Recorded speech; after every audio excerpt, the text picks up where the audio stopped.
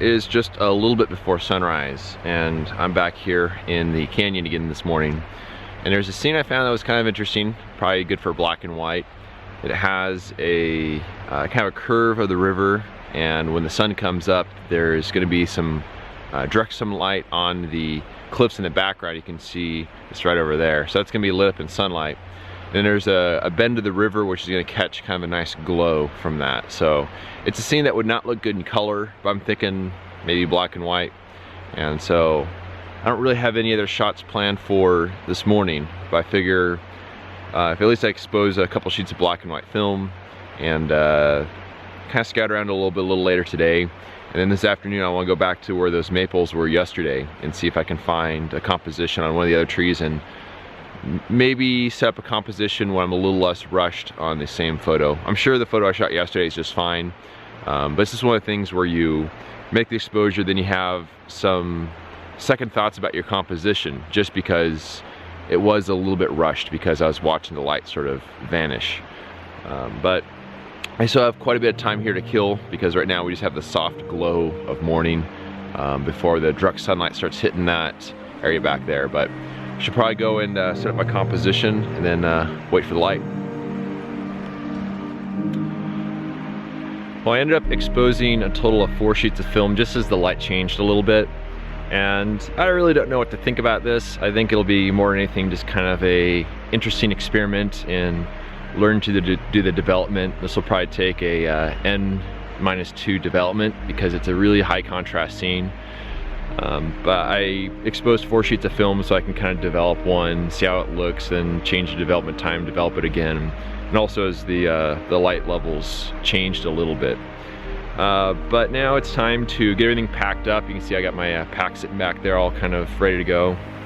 Gotta go back, have some breakfast, and then I'm gonna go ahead and head over to the east side of the park, to those maples I photographed yesterday. And I want to possibly reshoot the photo because I want to spend a little more time on the composition, but also I do want to see if I can find a composition on some of the other subjects nearby.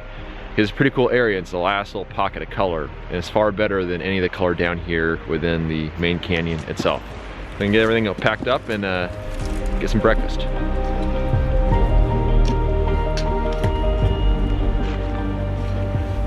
So I'm working my way back towards the shuttle stop, kind of in the Big Bend area.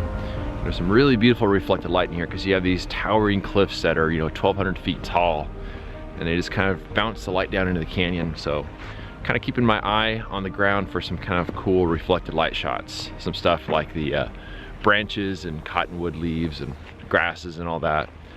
And it's very chaotic, and part of the challenge of landscape photography is trying to find a composition amongst all the chaos. Haven't found it yet, but I'll keep my eyes open as I'm wandering around here and working my way back to the shuttle stop and also towards breakfast.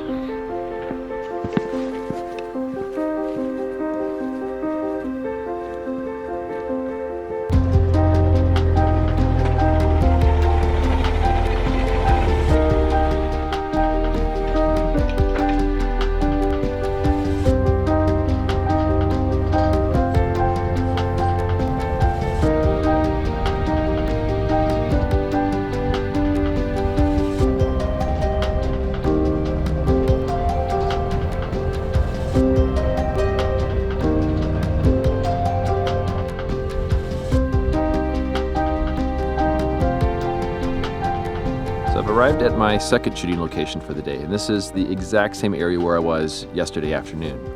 This is an area that I had scattered out in the morning and saw that there's some really good maples here, some greens, some yellows, some reds, full variety of color, but it's very chaotic. And when I was looking at the scene, it was in full direct sunlight, so it's really hard to kind of envision how it's going to be as a photo until you see it in good light. So I killed some time and then came back here, and by then I found a scene that was really good, and it was in very good light, but the light was kind of starting to fade away a little bit. And I felt a little bit rushed when I was setting up the composition. I think I probably made good decisions, but I'm a little uncertain. I think the bottom of the composition is good. I think the top of the composition is good because there's distractions on the top and distractions on the bottom that I'm kind of shooting between. But the sides, I don't know if I have everything lined up right. I don't know if I have the camera set up exactly where it should be. So I figured I'd come back here again. The color is still good. We still have blue skies, which is nice. And my goal is to spend some more time really just looking at this composition and trying to find just the best place for the camera. I've already done that. I kind of set up the camera, found something that seems to be pretty good. So now it's a matter of just kind of waiting for the light to be good.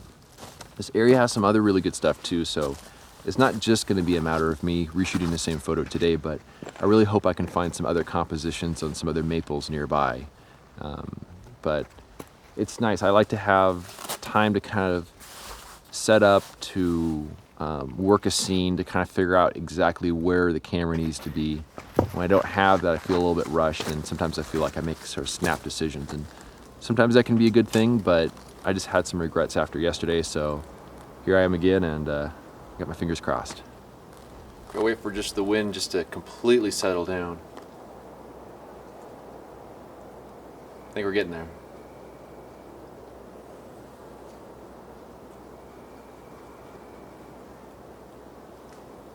Some of the maples in the back are moving just a little bit. There we go.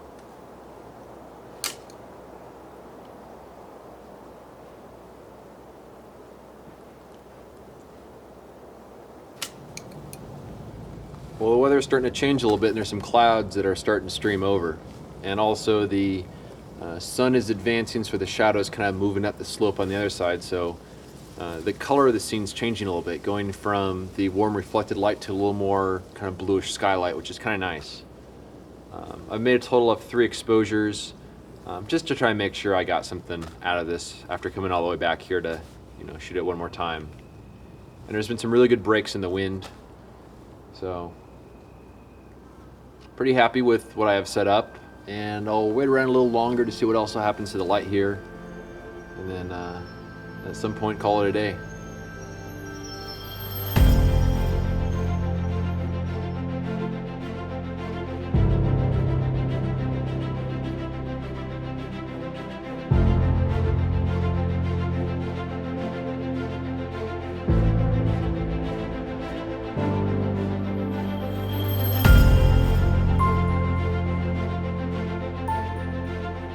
These 2 images were the last photos I shot on my fall of 2016 trip to Zion National Park.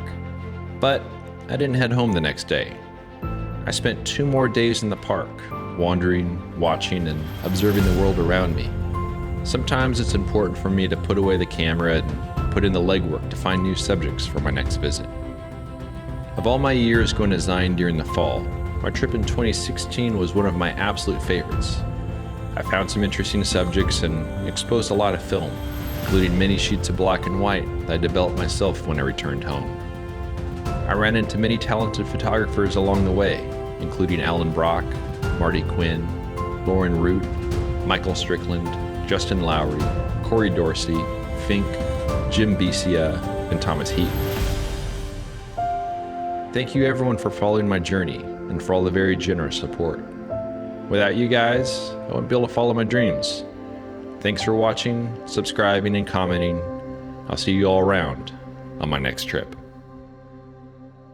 If you love this content and want to help support my journey, you can do so by subscribing to my YouTube channel, telling a friend, or sending a voluntary contribution of just $24 a year with PayPal or Patreon. I depend on the generous support of people like you to produce this ad-free content. For more information on how to support me, please visit the donations section of my website. Thanks in advance for your support.